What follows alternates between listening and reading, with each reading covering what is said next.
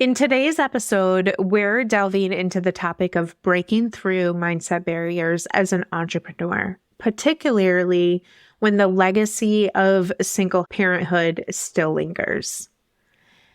In this episode, we'll explore the resistance this mindset can create and how it manifests in our entrepreneurial journey and actionable strategies to overcome it. You are listening to That Big CEO Energy, where we talk all things business, life, marriage, and push you to a new edge of discovering what that big CEO energy means for you. Listen, I understand that we have barriers that we carry from when we were once employees, and those have impacted us as we continue to build our businesses. I'm here to walk alongside you and give you encouragement through interviews with friends and other women in business who have broken down those barriers and paved their own way.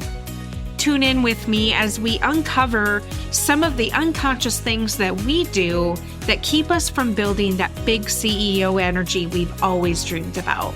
Let's dive in. Friends, as entrepreneurs, we often encounter, internal obstacles that can hinder our progress. And for those of us that have had the experience of single parenthood, the echoes of that journey still can linger, right? They sometimes show up as doubts. They sometimes show up as fears, as insecurities, and they really impact our mindset and our confidence in our entrepreneurial endeavors. So today I wanted to shine a little bit of light on the challenges and really empower us to navigate through them to achieve our full potential that we have.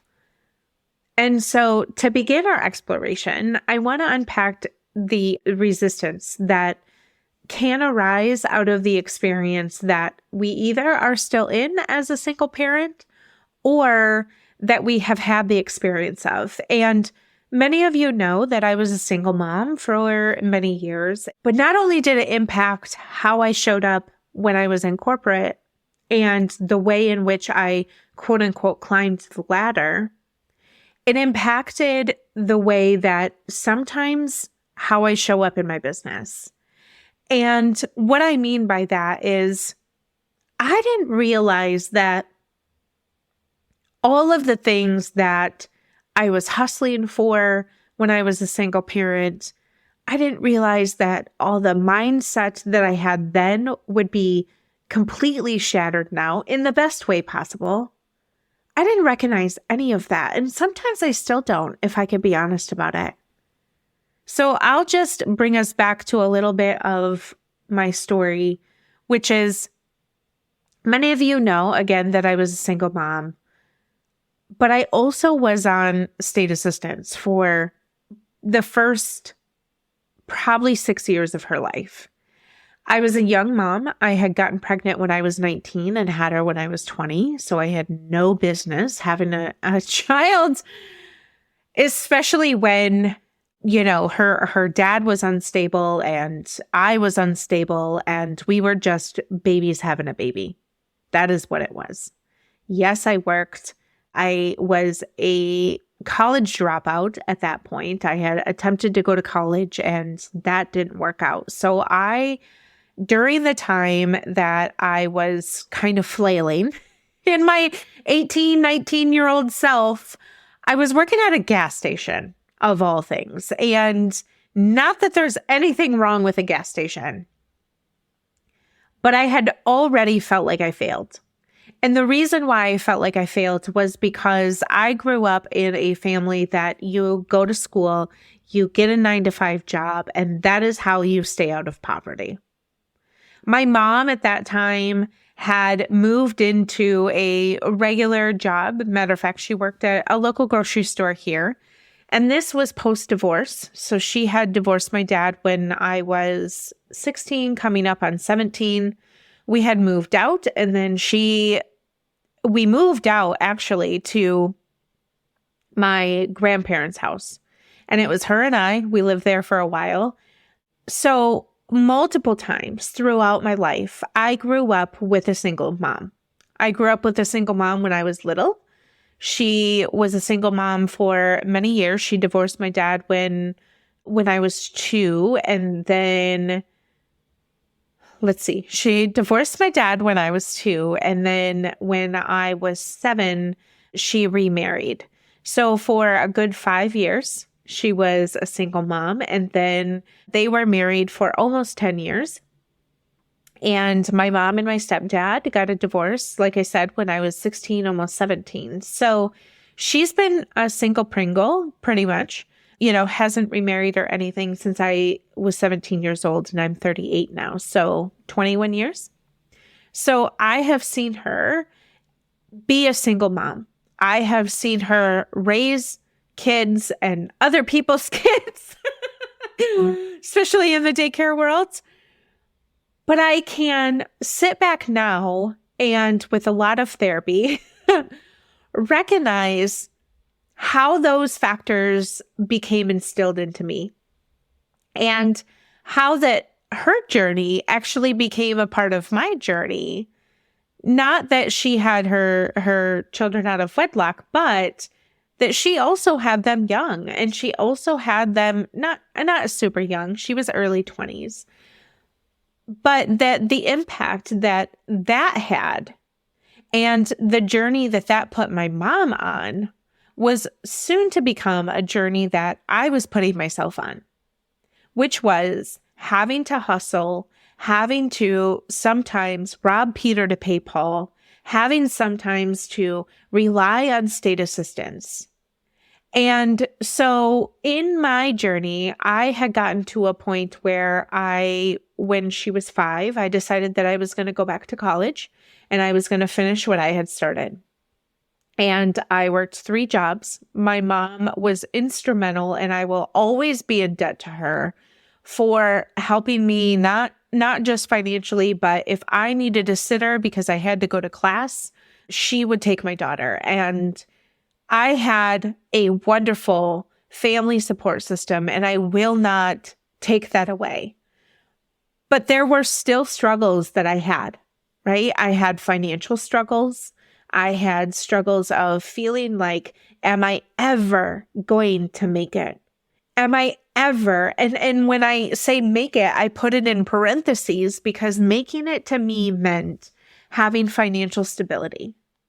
I couldn't even fathom what making an abundance amount of money would look like. Matter of fact, if you were to look at kind of what my business revenue is now, that wouldn't even be a thought on what I would have when I was in the thick of it, raising a little baby. And so I just had to make it. And when I graduated college and I got offered kind of my first big girl job, at that time I was still in state assistance. And at that time, you had to do this recertification, and it was through the mail. Oh my gosh, you guys, it was through the mail. Gone are the days with this online system now for all the things. And I remember receiving a letter in the mail that said, your benefits will be cut off, whatever it was. And I was devastated. I was devastated because I had 5 or 6 weeks that I had to get through, because I knew I had graduation. I was putting in my 2 weeks for all of my 3 jobs because I didn't need those anymore. I was going to have a big girl job. But my big girl job wasn't going to start for another 5 weeks. So I received this letter in the mail saying that your benefits are going to be done because you make too much. Interesting.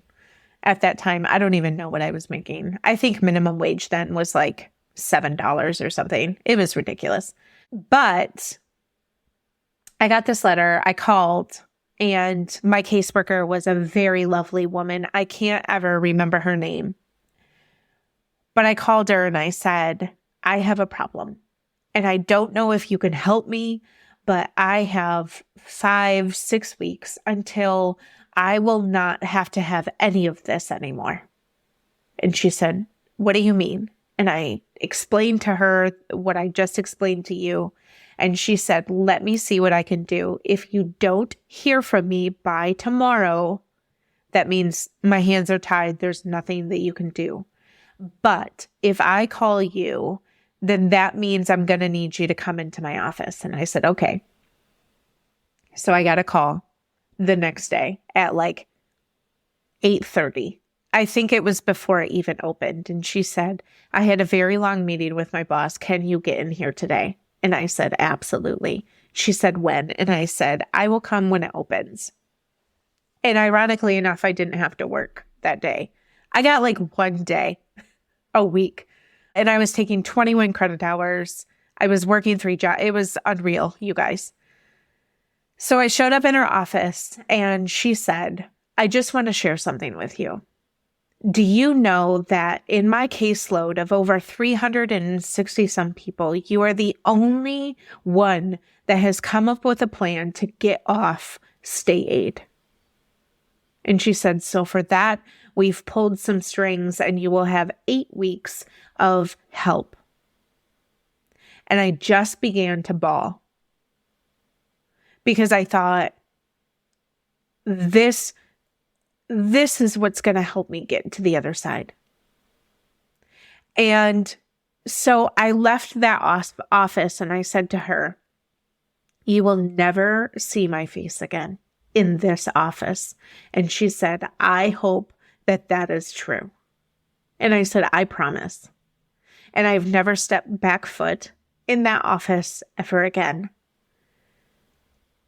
But it also got me in a position where I had this fight or flight in me. I had to fight to keep me and my daughter afloat, no matter what. I had made a commitment to myself. I made a commitment to that other person. And so that's what started my climb on the corporate ladder, is because I didn't want my daughter to grow up and have to do the same exact thing that I was just doing, which was not taking a chance on myself, not believing that I was worth anything more than getting off state aid and just being able to pay my bills so that I didn't have to have more bills than I had money, even after working 3 jobs. That's what I wanted. But it also created a list of doubts. It created a list of fears, and it created a list of insecurities that showed up and just kept showing up, which impacted my mindset over the course of corporate. All I could think about was, what is the next title that I can go to? Because that's where the next pay raise is. That's where I'll find my peace. That's where I will find my worth. And that is where I will find my confidence that I am worth something. And when we start to think about what that does to us long term, I'm telling you, my friend, it is a lonely, lonely walk of imposter syndrome, of feeling inadequate, of feeling like you always have this deep fear of failure or guilt, right? Guilt for prioritizing our dreams. When I decided I was going to leave corporate and I was going to make a push to bet on myself every day in this business, those things reared its ugly head. And it started to permeate into me, especially my second year in business, of what the heck are you doing? Why are you doing this?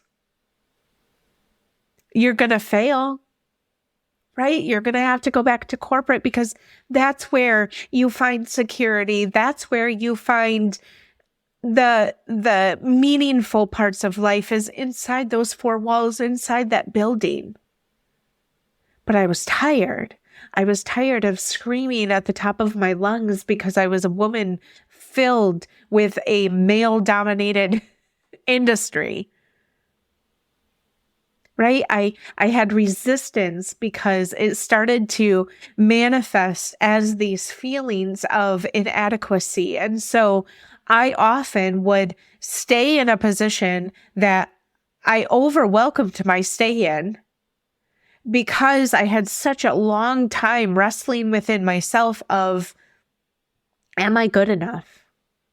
What if I get to the next position and I can't deliver?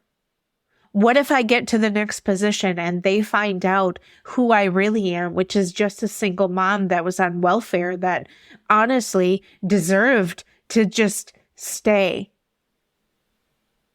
And that is really shitty talk, right? You're probably thinking to yourself, no, why would you ever think that about yourself?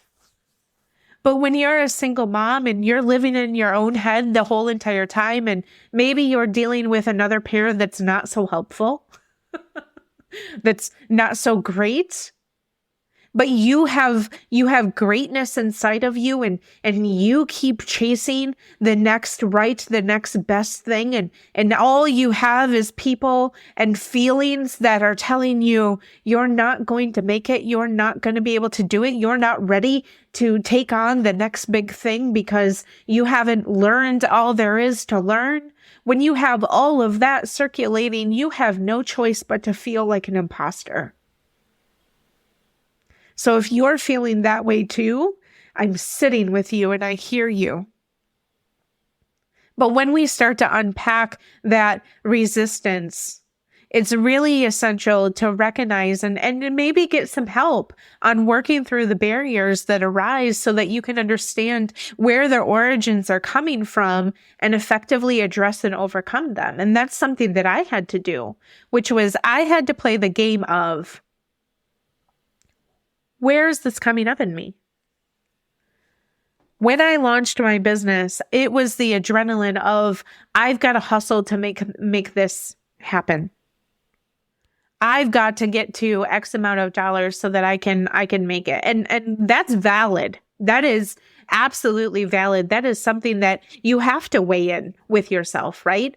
But what happened was, is I started to doubt if I could go further than what I initially needed. I started to doubt whether or not I was capable of achieving more. I started to doubt on whether or not I was going to be able to be supported through this, or I was going to be able to find support, because online business is a really lonely world. Being an entrepreneur can be really lonely. And so what I learned was I had to unpack that fear of failure.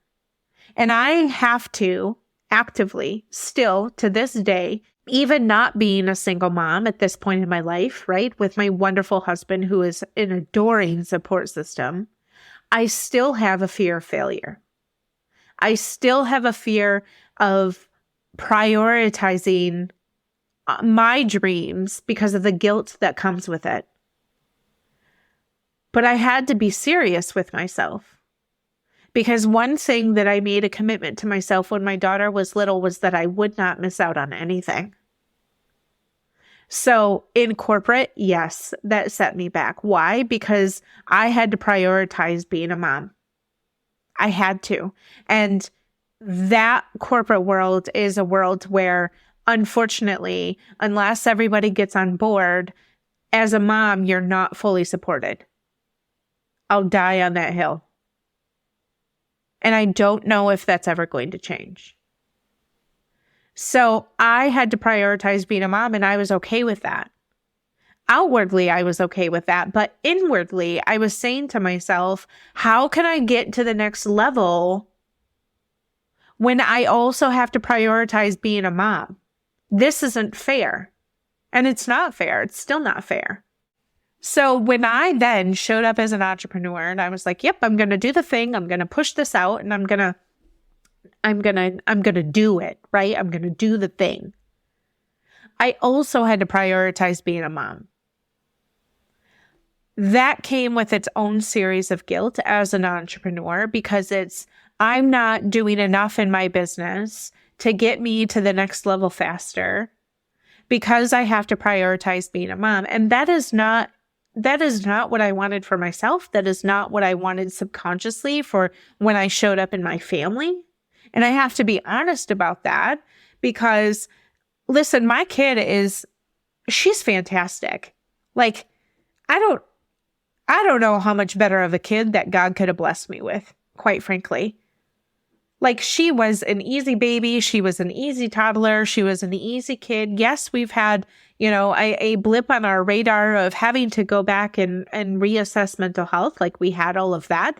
But even in the middle of all of that, I still saw the light at the end of the tunnel. And I still was like, yes, we're moving in the right direction. And this kid is still really, really amazing. And so it is not, right, because I had a difficulty being a mom. And being a mom is the easiest part of who I am. It is the easiest part of who I am. And I can honestly say that before I had Daniela, oftentimes I would say, I don't ever want kids. And that still, that still is true to some degree, even after I had her, because I made sure not to have another one. And then I got gifted 2 extra children in marrying my sweet husband, and they are really cool kids. Like, all of our kids are really, really, really cool. And they all have their own personality, and they're all doing their own walk of life, and it is really awesome.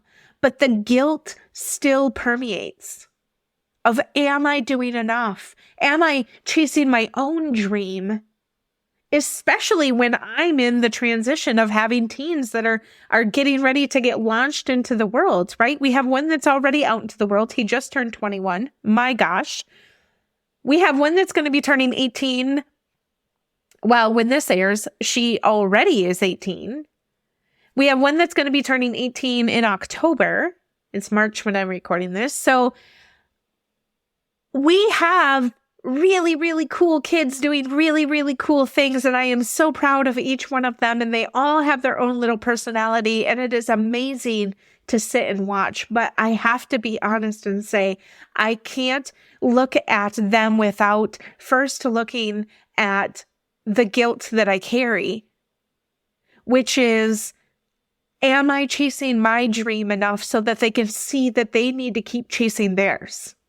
And when we look at kind of the legacy of single parenthood and how it shows up in our entrepreneurial journey, it may surface as a persistent lack of confidence in our abilities. And it may surface as reluctant to invest in ourselves or our businesses, or difficulty, right, in prioritizing our goals amidst competing demands.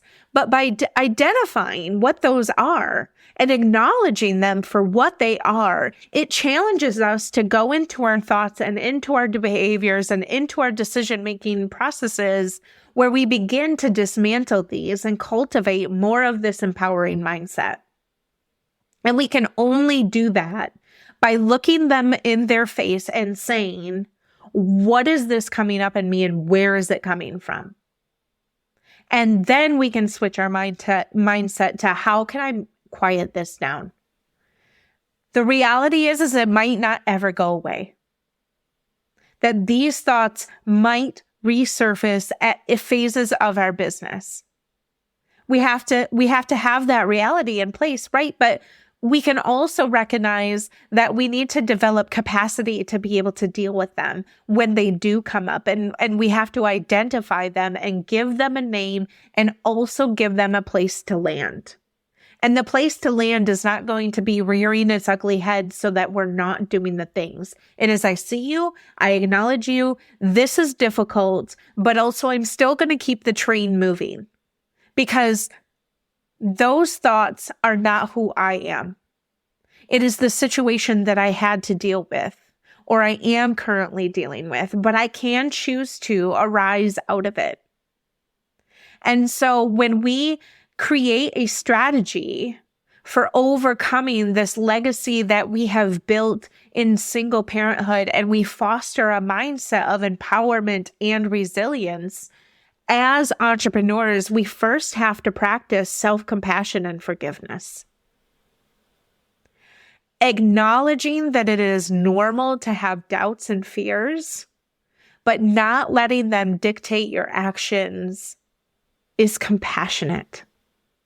it is self-compassion. And when we can forgive ourselves for all of the things that we were never a part of, that we didn't choose to be a part of, that really aren't our fault, when we can forgive ourselves and forgive others and lay it all down, we can then move forward and surround ourselves with a positive community of fellow business owners, right? Who understand the journey. Maybe it's getting in a group of like-minded people, right? So that we can offer guidance and encouragement to each other, but also investing in our personal development with other people that are farther along on their journey.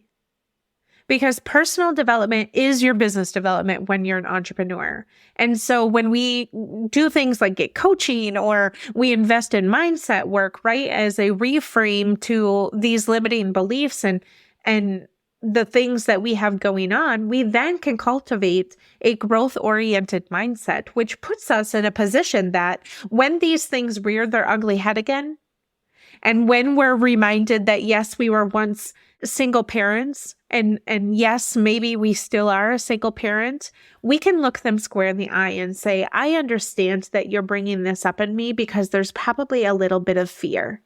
And when we can embrace that this is happening, we also can find our unique strength and resilience that stems from our experience as a single parent, to use that as the cultivator to get us through these hard times. You know, I look back 18, 15 years, and I think to myself, holy moly, like I was a hustler, man. I was a freaking hustler. I would get up at 4 a.m. and go to the gym. I was in the, quote unquote bodybuilding scene. I would get up, I would go to the gym. I would take her to daycare. I would go to my first job. In the middle of my first job, which I can't even remember what that was. Was it Logan's? First job of the day. Can't remember. Anyways, I would do that. Do all of my homework. Mind you, I was doing 21 credit hours a semester. You're welcome. And I was resourceful. Like if I needed extra money, I would pick up other things, right? I had a roommate for a while. Like I was hustling because I had determination, but I also had adaptability to like what my circumstance was.